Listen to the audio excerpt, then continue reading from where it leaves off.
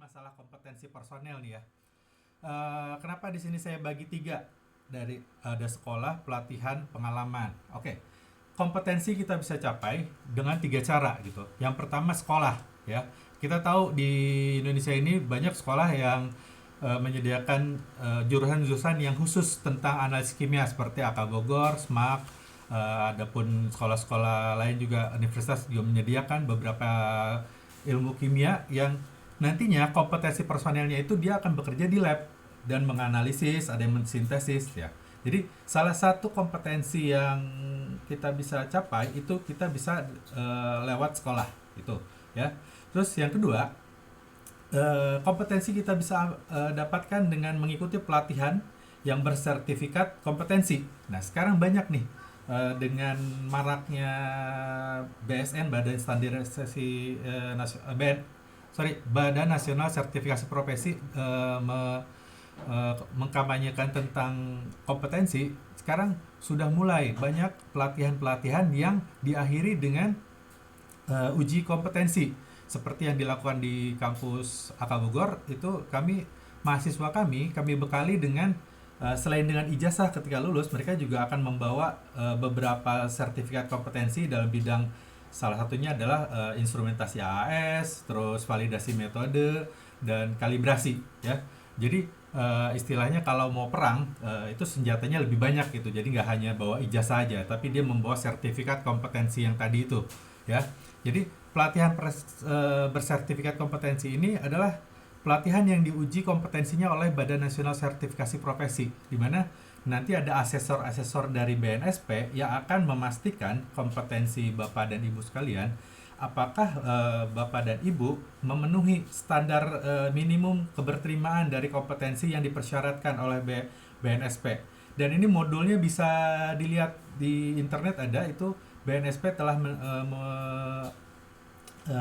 memunculkan beberapa profesi. Contohnya di analis kimia ini kalau nggak salah ada 4 kategori ya, dari mulai analis, supervisor, manager, terus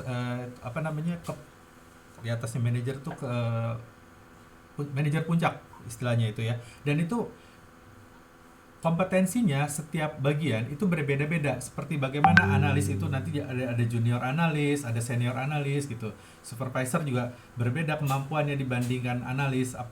Kompetensi-kompetensi apa saja yang harus dimiliki dari setiap tingkatan itu ada gitu di dalam nomenklatur yang disediakan oleh BNSP ya. Nah, dan yang terakhir, kompetensi bisa kita dapatkan dengan cara apa? Dengan cara pengalaman, di mana pengalaman ini harus dibuktikan dengan menggunakan portofolio.